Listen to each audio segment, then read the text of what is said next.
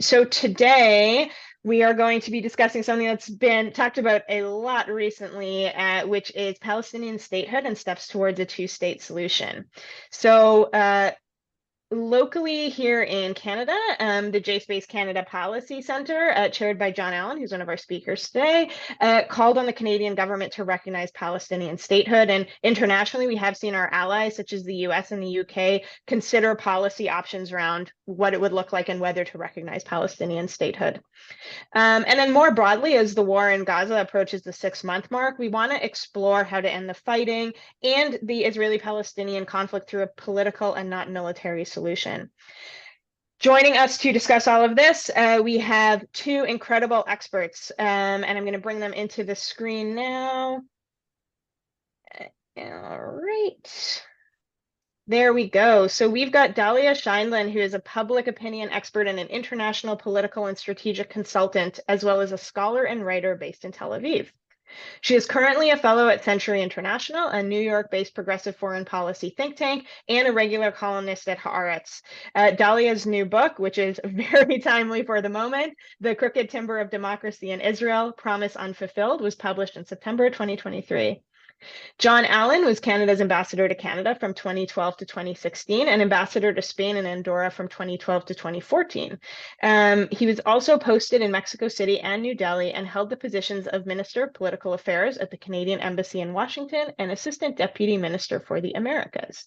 He is currently a senior fellow at Munk School of Global Affairs and Public Policy at the University of Toronto, a distinguished fellow of the Canadian International Council, chair of Project Rosanna Canada, a nonprofit whose objectives is to build bridges between Palestinians and Israelis via the health sector. And of course, he is the chair of the JSpaceCanada Policy Center. Jon and Dahlia, welcome. Thank you so much for joining us today.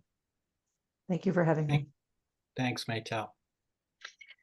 So I want to start very locally. We're going to start close to home. So Jon, you and I worked together on a policy brief for the JSpaceCanada Policy Center, which I just referenced really quickly. We released it actually at the end of February, calling for recognition of Palestinian statehood. So I want to first start with you and ask, from a foreign policy perspective and as allies to Israel and Canada, what would recognition of Palestinian statehood mean? And what would it actually mean on the ground? Would there be any practical change on the ground for Israel-Palestine? Sure. Thanks very much, Maytal. Let me just say what an honor it is for me to be on this panel with Dahlia. Through her columns in Haaretz and her polling and her analysis and her webinars, I think she's really captured the zeitgeist of what's happening, certainly for the progressive side of things. And I just want to thank her for all the work that she's doing in this regard. And thanks to JSpace for participating and for organizing this. I think it's important, just before we get into the details, to note that there are few people in Israel or in Palestine these days that are thinking about two states or recognition. Israelis are still experiencing a collective nervous breakdown. They're focused on hostages, on soldiers, on their unpopular government. And they're reeling from disillusionment, I think, about their sacred institutions, the IDF and the Mossad. And of course, Palestinians are suffering their greatest tragedy since the Nakba in Gaza, and violence and fear pervade in the West Bank. But recognition of a Palestinian state is not about today, it's about the day after and looking to the future. When the international community and Israelis and Palestinians can come together to agree that managing the conflict, which is what's been going on for the last 17 years, isn't an option and frankly never was. And I think if October 7th taught us anything, it's that Israel's hubris in that regard was not justified. So why recognize a Palestinian state now? First of all, we at JSpace, and I think Dahlia, although Dahlia's got a conception of confederation, which is valid as well, believe that two states are the only way forward. And we believe that Palestinians need a horizon for peace and a clear path forward if they're ever going to revitalize and begin to govern. The two biggest obstacles to peace right now and to that vision are Hamas and its like on the one hand, and the radical right Israeli ministers and their followers in the current Israeli coalition on the other. So recognizing a Palestinian state now, especially if it was in lockstep with our major allies, which is what we called for, and especially with the US, would, I think, first of all, demonstrate to the Palestinian people that we, the international community's words regarding the two states, can be translated into action and commitment.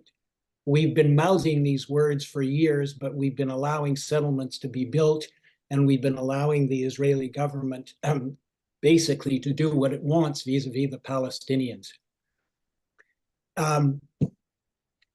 In addition, it doesn't obviate the need for new governments in Israel, Gaza, and the West Bank.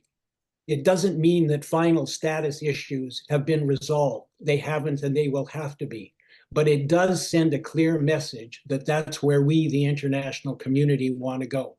Secondly, it gives hope and recognition to a people following 50 years of occupation and the current death and destruction in Gaza, who desperately need a signal that the international community does not consider all Gazans as Hamas and does not consider all Palestinians supporters of violence. Hope for Palestinians, if it's backed up by progress on a horizon for peace, will do much, I think, to reduce the attraction of violence and offer a real alternative future. Third, it acknowledges and it confirms that Palestinians are a legitimate national people, deserving the same rights and responsibilities as Jewish Israelis do within Israel. And fourth, it sends a clear signal that Israel does not have a veto over the future of the Palestinian people. Does Israel have a say? Of course it does. Does it have rights to security and peace in this dangerous and unforgiving region? Absolutely it does.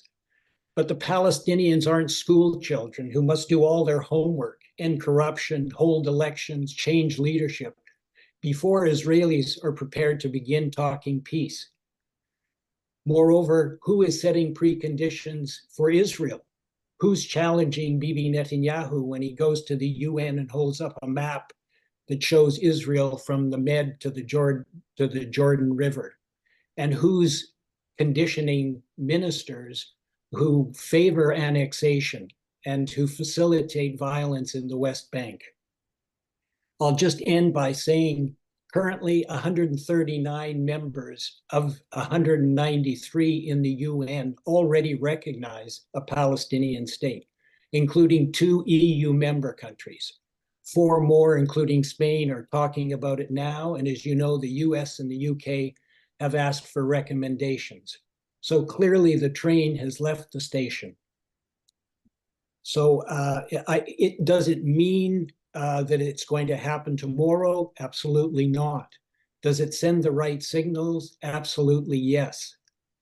Is it symbolic? It's more than symbolic because it will send messages that are important for both sides that they've got to get down to negotiating some peace.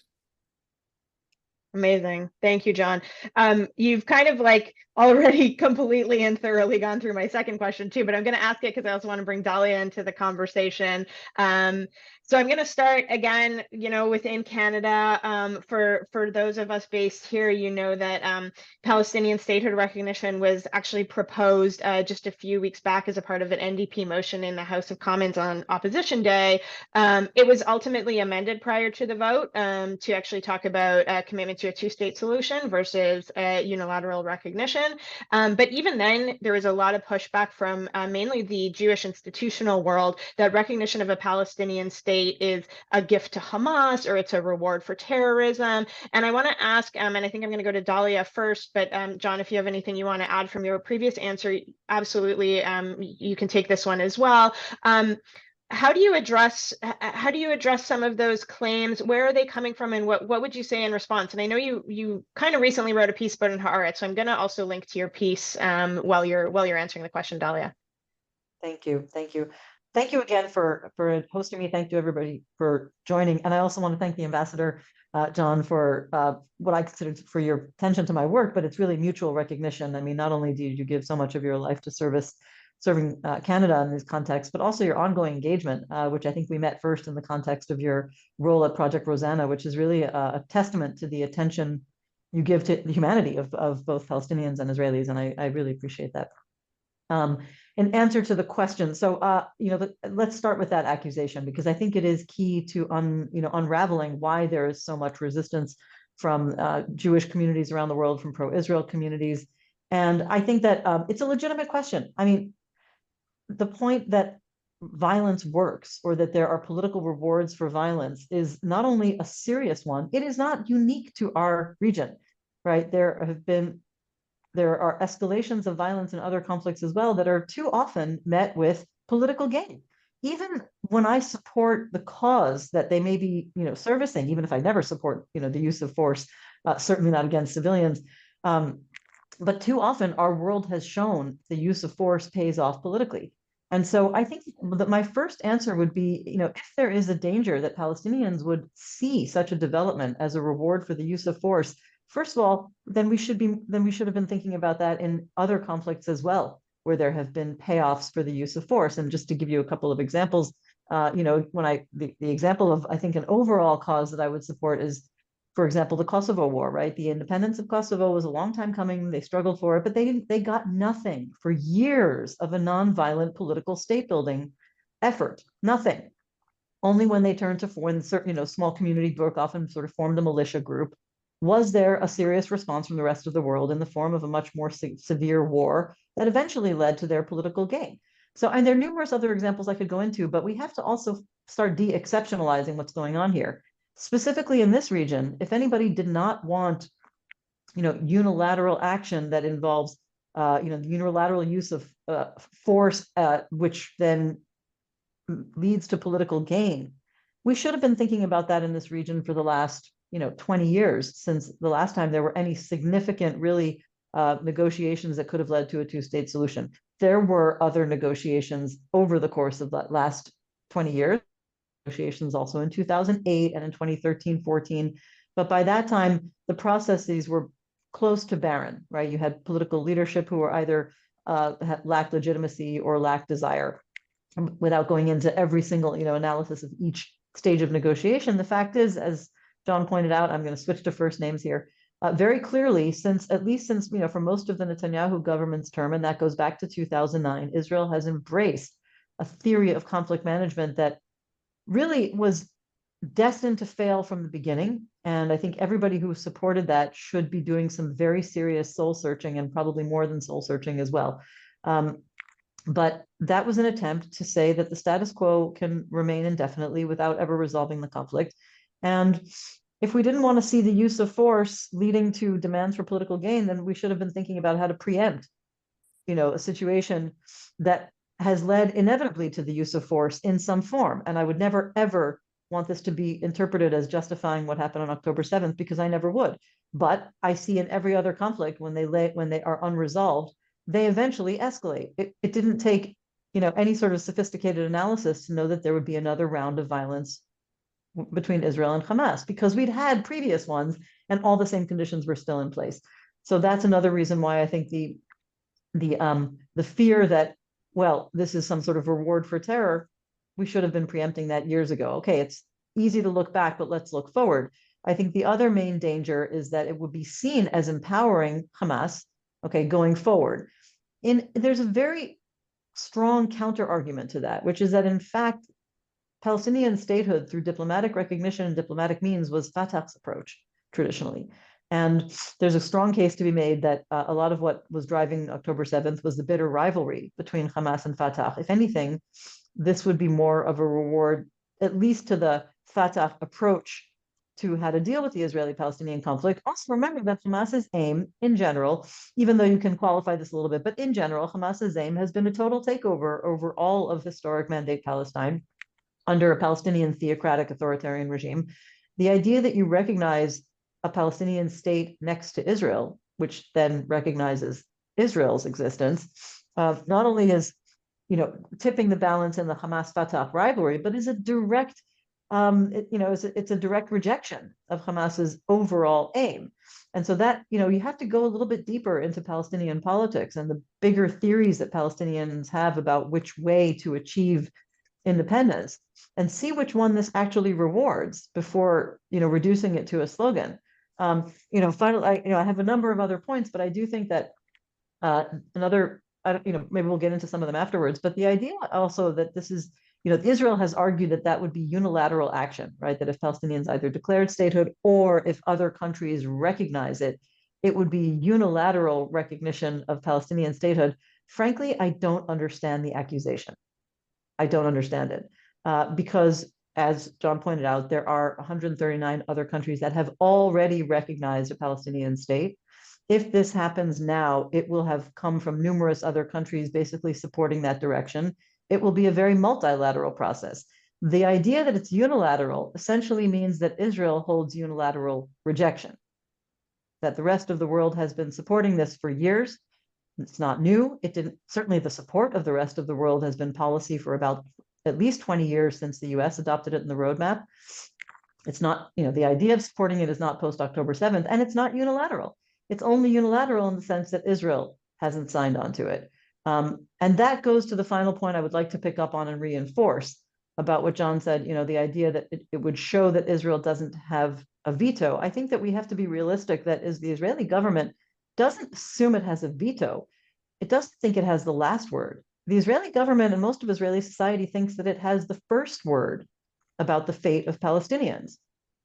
The assumption that it's up to Israel to decide whether Palestinians have self-determination basically violates the entire principle of self-determination, which is not post-October 7th. It goes back to the early 20th century. It's not unique, and it's not an anti-Israel plot.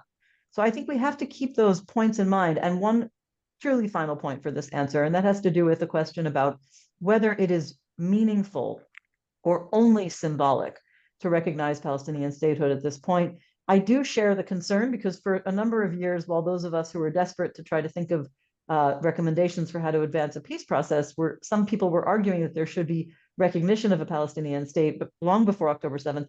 And I wasn't such a supporter because I thought if it's not meaningful, if it doesn't actually carry meaningful policy change, Palestinians will get cynical, frustrated, and lose hope even more, right?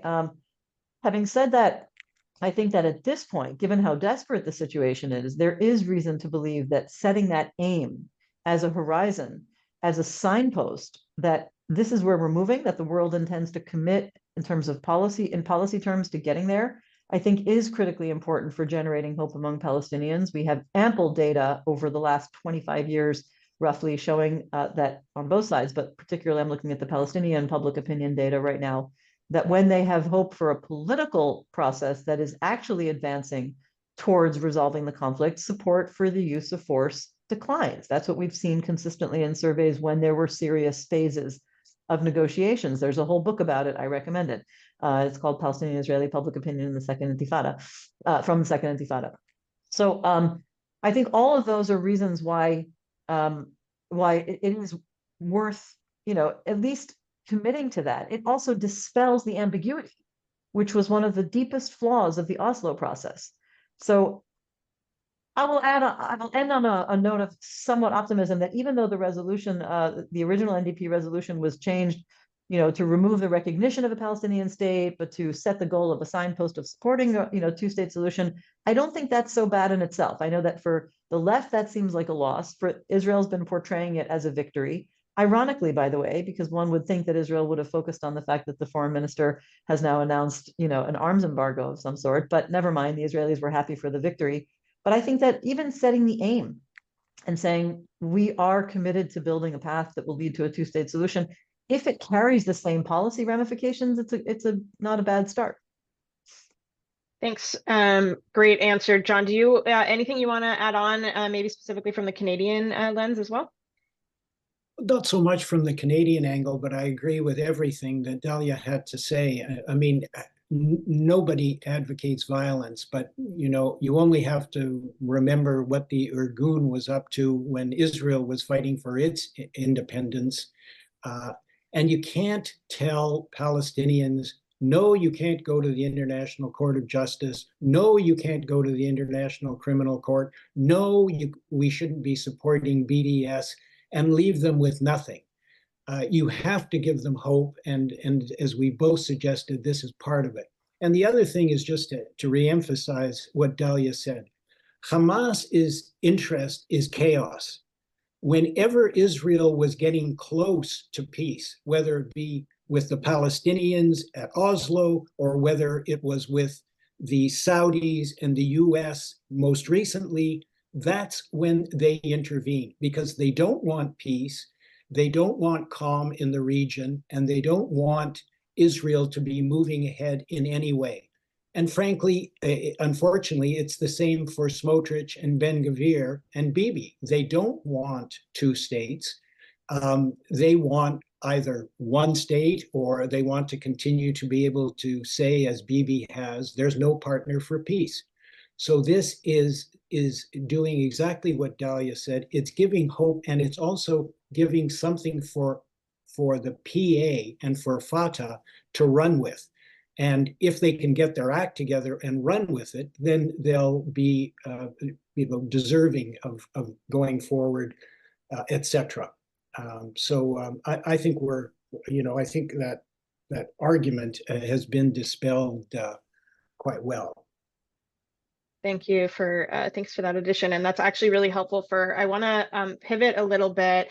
You talked about calm in the region, and I want to actually ask you, Dahlia, given what is happening in Israel, like today. So we saw yesterday, for folks that don't know, we saw yesterday the protests, the Saturday night protests. They've grown consistently week over week. Last night was the biggest they have been ever. Very notably, the hostage families announced that they are joining the anti-Netanyahu part of the protest. They will be going to Jerusalem, which I believe began today, setting up a tent city for 4 days. Israel Business Forum has told employees that if they want to join those protests, they are entitled to do so. So we're seeing that kind of mass protest movement that we saw pre-October 7th. We see it coming back. We see it coming back with a lot more rage, because it is being led by the hostage families, who are now speaking out very forcefully and saying that they believe that it is Netanyahu who is a barrier to a hostage deal, and a barrier to what Jon was talking about, which is calm in the region and how we move forward from here. But it seems like, and I want to get your take on this, Dahlia, because it seems like that piece of what happens on the day after still really isn't being mentioned in the protests. And we saw that pre-October 7th too, that there was an anti-occupation bloc that kind of talked about like the root causes and how there really can't be democracy with occupation, but that message never really coalesced into a main message. And that feels like it's happening a little bit now. So it's really great to see what's happening, and we stand with those protesters who are, many of them staying for the full duration of the 4 days. But how much does removing Netanyahu from power or pushing for a hostage deal actually advance what we're talking about today, which is Israeli-Palestinian peace and a resolution to the conflict? Well, there are a lot of unknowns here. I mean, I think that let's try to break them down one by one. Pushing for hostage release is vital. It's critical. These people are, first of all, I think not only the obvious, they were taken in a terrorist criminal attack. That's a violation of everything we know in terms of international law. There is absolutely no justification for holding these civilians, and even the soldiers who were captured on sovereign territory, they need to be released. But more than that, or just as much as that, there is absolutely, I think, a mental and emotional block in Israel, and a policy block against anything else. Like it is stopping both the leadership who's using him as an excuse for frankly, it's rather cynical, but from the public perspective, they're incapable of thinking about anything beyond, I think, hostage release. Even those who would theoretically, be open to supporting an end to the war, eventually a ceasefire. I mean, Israelis can't even think of a ceasefire disconnected from the hostage issue. And frankly, I mean, the connection really is clear. Even the UN Security Council resolution, which took so much criticism in Israel for grammatically disconnecting them, of course, they go together. And I think that in itself is critical. There won't be any sort of even a horizon to ending this war until the hostages are released. Having said that, the big, the next question, the next part of your question had to do with the Israeli political scene and the demand for early elections or for replacing the government. Well, I mean, I know everybody wants my political analysis, so just in a quick line, the chances did go up over the last week, and it had very little to do with the war, although it had a lot to do with the war. But it's a traditional issue of the difficulty of passing any sort of policy or legislation that would involve conscripting the ultra-Orthodox in Israel. It has torn down governments before, and it could do so again, but certainly in the shadow of the war, when it's not just a matter of principle, but a matter of actual military need. It has shaken up the coalition in ways that bring it closer than in the past to collapsing. Although at this moment, maybe it still looks like the coalition might pull through for a while. But when there are elections, will matter, right? If the elections were held in 3 months, the results will look similar to current polls, probably, which means that Netanyahu and his original government would lose. Now, we don't know what will happen if the elections are held at the end of this year, which is also a possibility. Not, in other words, not for a while. Everything could change. Lots of things could change.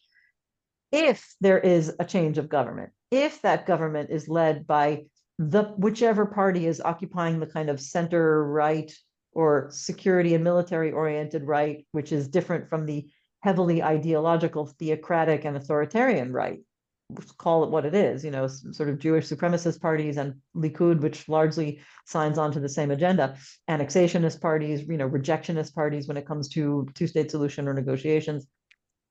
If the next government is run by something more like Benny Gantz's party, whoever's occupying that part of the political spectrum, I think that it's still not a very easy road, because Israeli society right now is, again, even if we're past the question of hostage release by then, and the war has somehow petered out or reached a ceasefire, you'll have very strong resistance to it.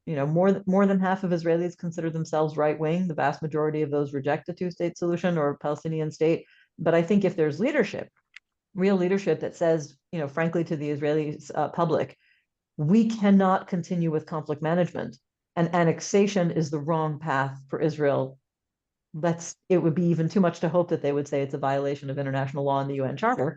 But because Israel, traditionally, that's just not the argument that works, but that it would be against Israel's interests in many ways. And therefore, the only path left is to reach a political resolution to the conflict. And it has to be by agreement, which means Israel and Palestinians have to agree to it. And therefore, it will mean some form of a two-state solution. I know there's already questions about what it means to have two states in a confederated arrangement, which I support, and I'll be happy to talk about it.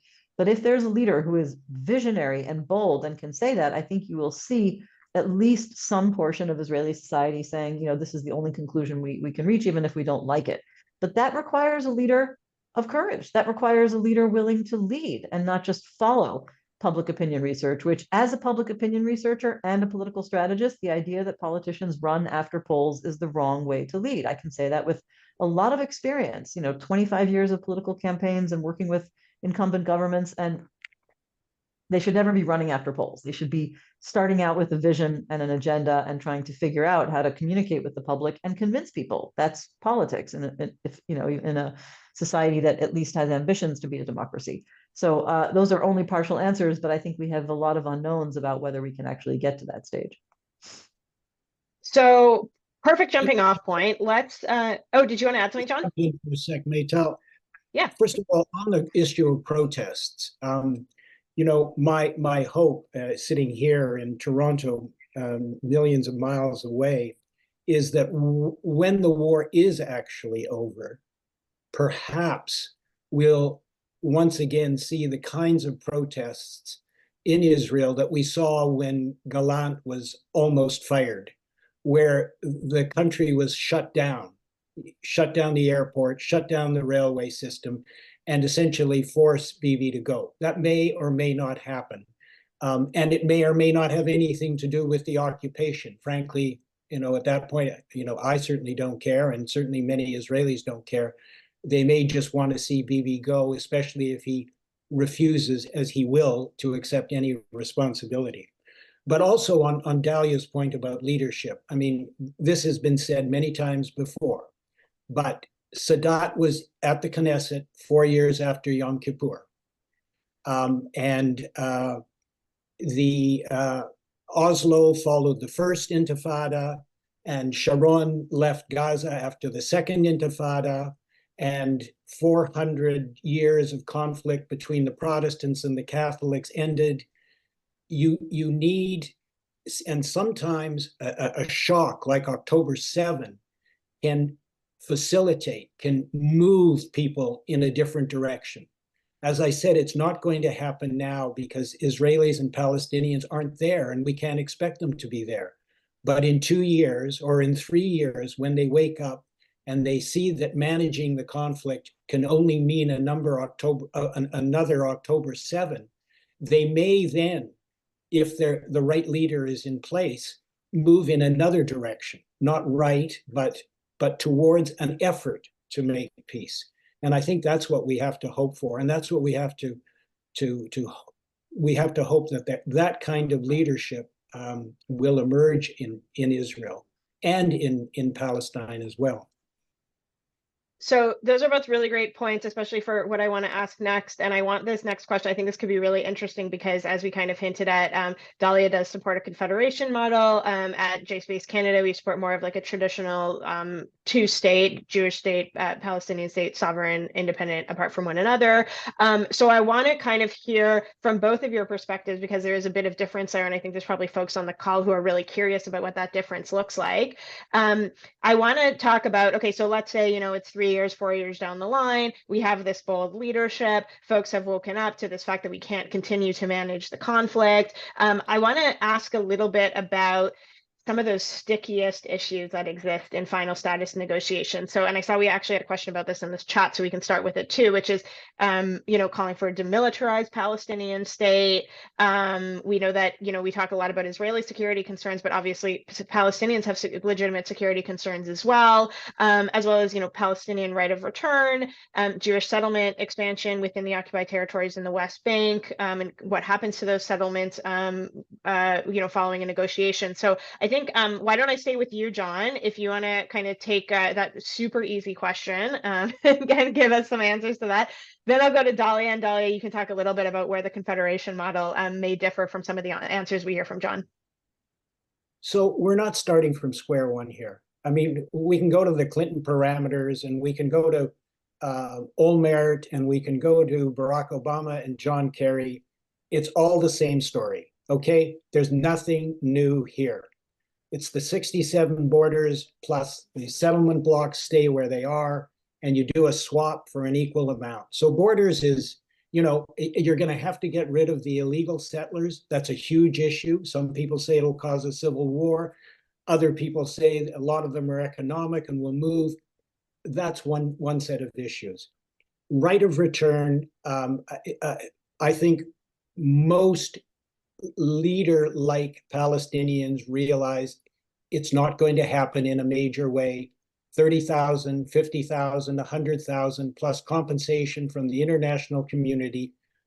7 million Palestinians are not coming back to Israel, and as many that want to will go back to a Palestinian state. Israel is going to have to compromise on Jerusalem.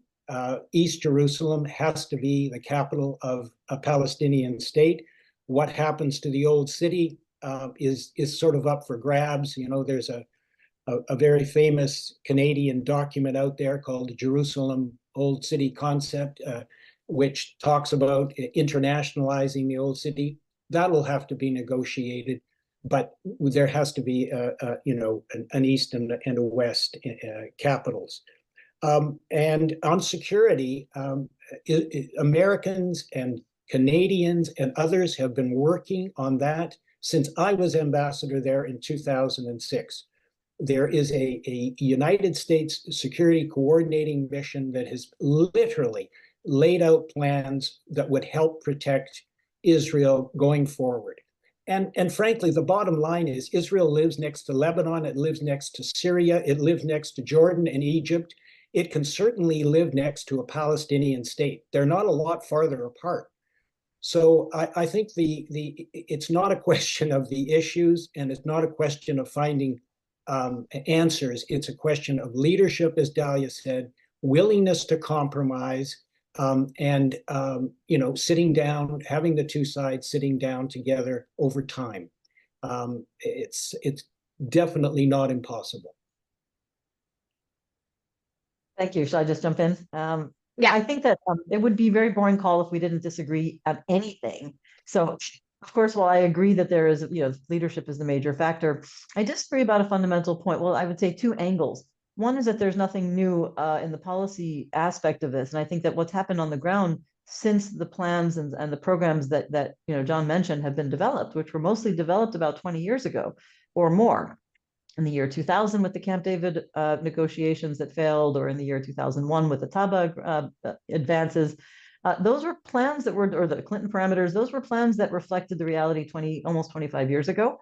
And there have been developments on the ground that reshape how those policy aspects can be, with how relevant they are. The other thing that I think that is worth, that I somewhat disagree with, is that the reason why the various other peace negotiation, rounds all failed, I think it wasn't only a question of the leadership dynamics in the room. Okay, we often tend to want to parse those, and all the former negotiators write books about them, and each side says, well, the other side was to blame. It was, Ehud Barak was to blame, or Olmert was a lame duck, premier at that point, or Arafat wasn't visionary enough, or we're still waiting for Mahmoud Abbas to answer Israel's offer. That focuses all of the question about why we haven't achieved peace on the personal dynamics in the negotiating room, when I think that I have come to conclude that there were problems with the policy itself. Okay, the plans for a two-state solution, I mean, let me just make it clear from the beginning, also in answer to the questions. Two states in a confederated association is still two states. We're looking at two people who need national self-determination, and we know roughly the territorial dimension of that as well. It's a question of the relationship between them and how to unlock what were very significant policy stumbling blocks in all of those prior negotiations. And I think some of the biggest, well, to my mind, two of the biggest ones, I mean, they're all difficult, right? Negotiating borders actually might have been the least of the problem, but it's wrapped up in the question of settlement, which is one of the biggest sticking points. Well, let's say three were the biggest obstacles: the fate of settlements, Palestinian right of return, and Jerusalem. And I think that we can't understate how much the dispute over those aspects really were not resolved, even though lots of ideas were out there and lots of policy work was done. But the reason why I support two states in a confederated approach is because it presumes a much greater level of mobility and access, right? A default approach of freedom of movement, which does not mean there's no security. It doesn't mean there's no borders, but it means that by default, you recognize that each side has access, not citizenship, but access to be in the places that are holy or historic for them, or both holy and historic. And you also disconnect citizenship from residency, which means that you can have people who are either Palestinians or Israelis, but can have permanent residency on the other side if they are law-abiding and recognize the sovereignty of the other side. That's a big deal. It means that any Israeli who wants to stay in a settlement must live under recognition of Palestinian sovereignty and Palestinian law as a law-abiding permanent resident. They do not have citizenship. They can't vote in Palestinian national elections. They would vote in Israeli national elections. You also use the same mechanism to unlock one of the biggest obstacles ever to the two-state solution, which is the completely mutual rejection on the issue of right of return. Palestinians insist on right of return, well, I should say zero-sum, and Israelis reject it completely. But if you allow Palestinian refugees from 1948 or people with a direct claim to have permanent residency, they cannot vote and change the body politic of the Israeli national elections, but they can be permanent residents if they recognize the sovereignty of the Israeli state and abide by its laws. And they would vote in national elections in Palestine. It's just an additional option, of course, to the main one that Jon mentioned, which is that if they want to live in Palestine, they would live in the Palestinian state. It doesn't negate the other options. It's an additional and frankly, largely symbolic unlocking of this obstacle in a way that wouldn't be as threatening to Israelis. Now, I don't have time to go into all of the different aspects of the idea of two states and a confederated approach, but I just want to point out that it's not a radical proposal. The idea that two states would have residents living on the other side who are citizens of one but live on the other side, first of all, it goes back to the UN partition plan, right? In UN Resolution 181 of 1947. Secondly, you have a whole continent that has adopted a system like that. It's called the European Union, which was also forged in the wake of one of the world's most violent and barbaric wars in history. And the idea of an economic union, security, cooperation on security, well, neither of those are radical or unprecedented either. Again, an economic union, everybody knows about that from the EU. It was also proposed, a part of the UN partition plan, Resolution 181 in 1947. It's an old, not a new idea. Security, working together on security sounds like, how can we ever get there, right? How would we ever build the trust? Except that it has been going on for the last 30 years since the Oslo Accords. Now, this is a hated mechanism right now because it preserves occupation. But the precedent for cooperation, for partnership, to serve shared needs can be transformed into a political framework in which the two sides are equal partners and the mechanisms are there to serve the populations, not to maintain Israel's control over Palestinians. So I don't want people to think of it as a radical overhaul, as brand new ideas or ideas that are untested and unprecedented. And I would like to think that Canadians, as much as anybody else, would appreciate that sometimes a union that begins with very, very disparate communities who decide to form a confederated association can transform into among the most peaceful societies in the world today. In the case of Canada, in a more unified federated state, but the future is open. It's a flexible model. Great answers from both of you, just because I know Dahlia started that off by saying bit of disagreement. I'm going to go to you, Jon, if you want to respond to anything, but you don't have to if Dahlia has thoroughly convinced you. My only comment would be, I love the idea of a confederated union. I love the idea of Palestine and Israel in 20 years working together on environment, economically, trade, etc. But my take is that there's very little trust between the two sides right now, especially on the Israeli side after what happened on October 7, but long before that, because they've been told for so long there's no partner. And I think a divorce is what's in order. No sharing, no shared custody, no going on vacations together, a real divorce that would last until the two sides began to realize that living beside each other is not a threat to the other. And then I would love to see a move towards a confederation or a union, but it's going to take time. But I certainly understand where Dahlia is coming from, and hope we can get there at some point. I have one more tiny response, and this is I'm not trying to do a back and forth, but I will have the conversation offline. And I don't expect to convince people. I'm not actually here to preach it. I'm really here to explain why I have come to support it. One tiny point which might relate to Jon's work personally: divorce, no shared custody. But I think that we can probably agree there will be shared custody, like it or not, over the issue of public health. Just that one issue. Just start with that. You can't really separate. This is one epidemiological family. Those are not words that I wrote. These are the words of public health experts, Israeli, Palestinian, Jordanian, that they wrote in 2006 when they were working together to contain avian flu.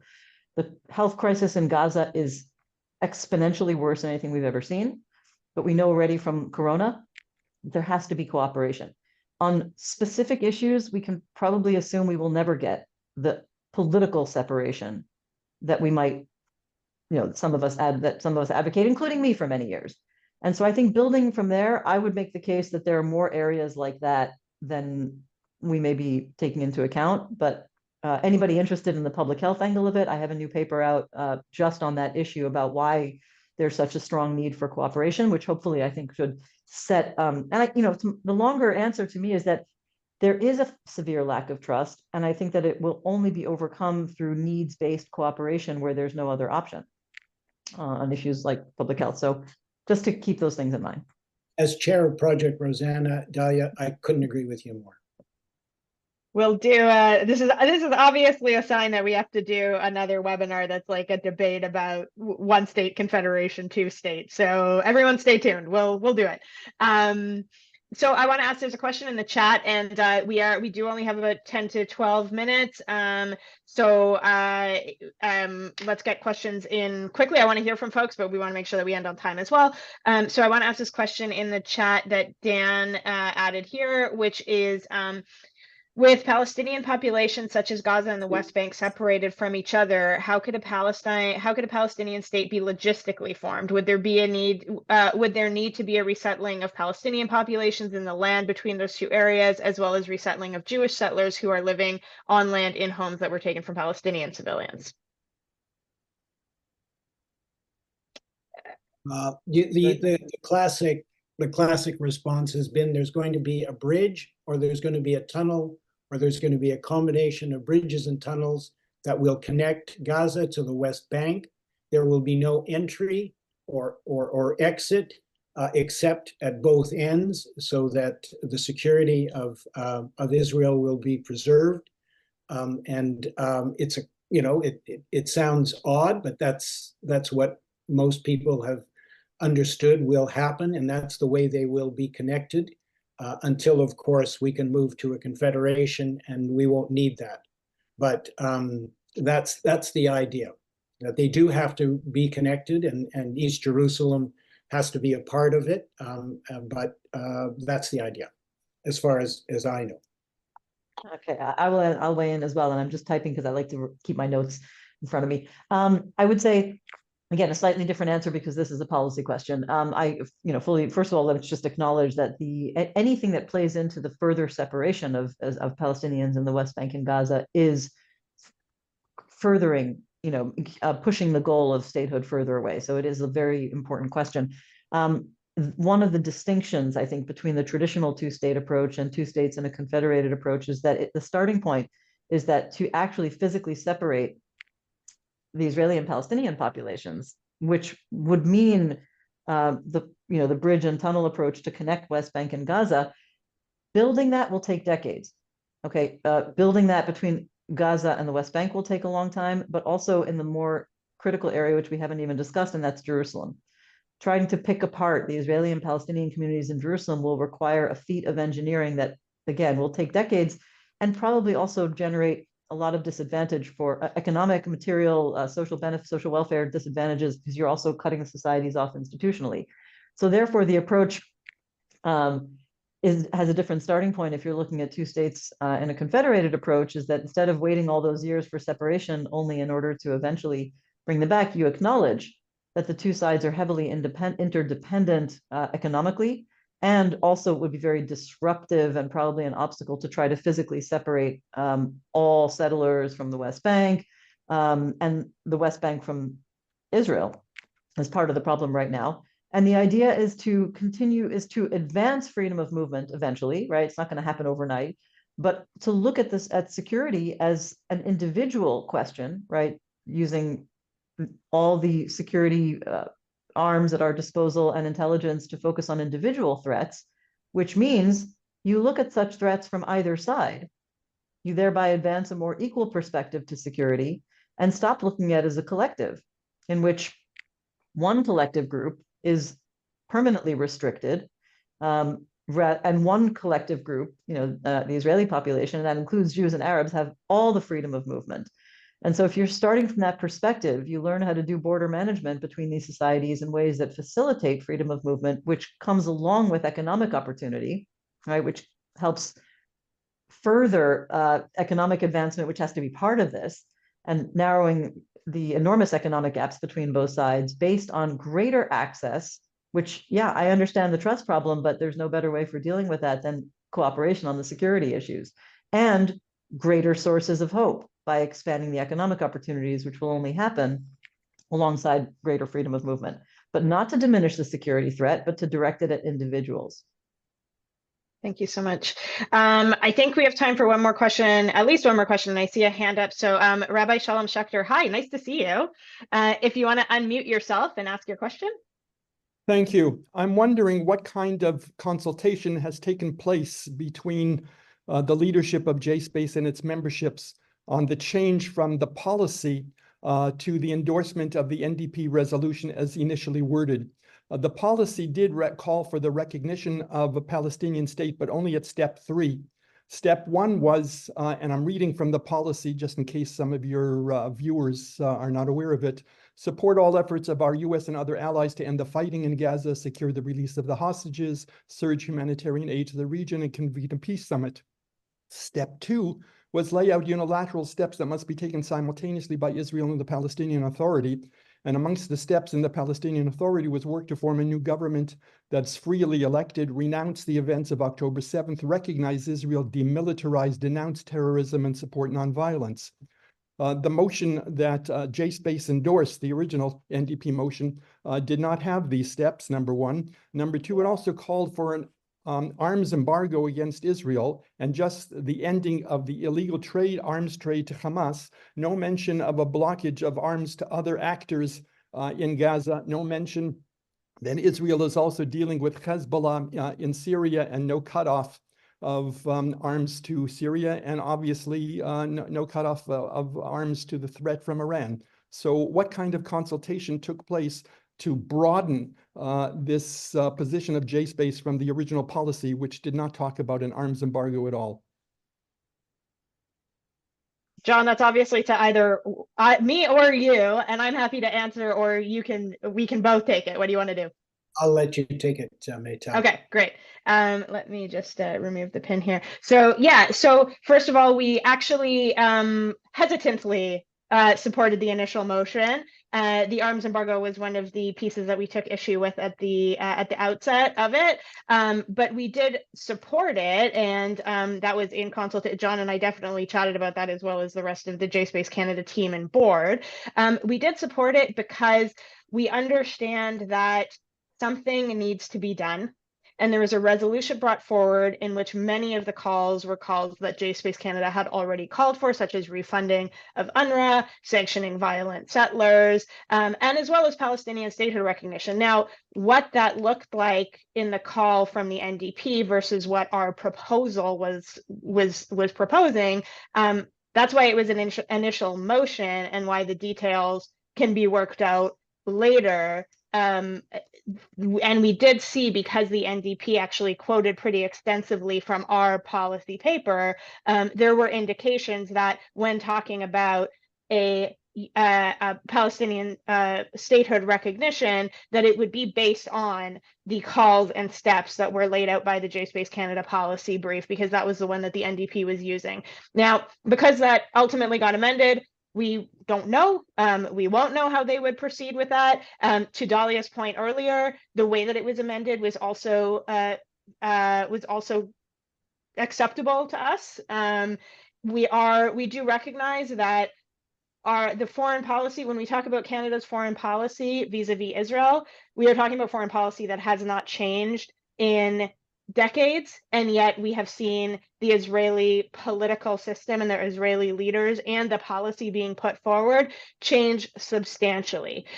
So we do also acknowledge that we are talking about a foreign policy that we may want to look at, and we may want to talk about what that looks like. That was actually something that the NDP wanted to do pre-October 7th, which we also supported, and which we were also going to testify at with their study to look into what is happening on the ground in Israel-Palestine. That obviously didn't happen, because I think it was like September 29th or something that they wanted to do that.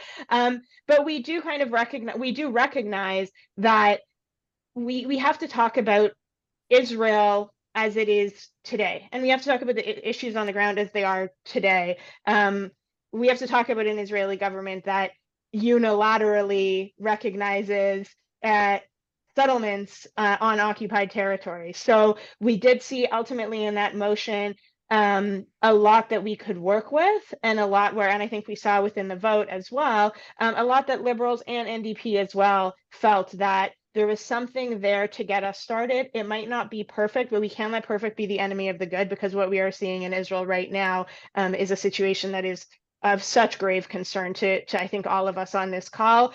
There's hard decisions I think that are going to have to be made in terms of what international pressure looks like vis-a-vis changing that situation, and I think a lot of times it's going to be a little bit uncomfortable for us. But it's towards the purpose of seeing the Israel that I think we all want to see. I was not expecting to answer a question today. I hope that was helpful. John, do you want to add anything to that in the 2 minutes that we have? Just to say, Rabbi, on the question of arms from Iran, from Syria, Hezbollah, Hamas, there is absolutely no question that we at JSpace, that the Canadian government, that the international community is completely 100% opposed to that. Absolutely. But it's like when, I could never understand how the ICRC was being criticized by certain communities because they were alleged to be not doing enough for the hostages. The ICRC was trying to do everything they could for the hostages and were key to getting them transferred. But Hamas wasn't allowing them to do that. We can only influence one side of this. We can criticize Hamas as we do. We can criticize October 7 as we must. But we can't influence Hamas, and we can't influence Iran, and we can't influence Syria. We can criticize them. We do it at the UN. We do it all the time.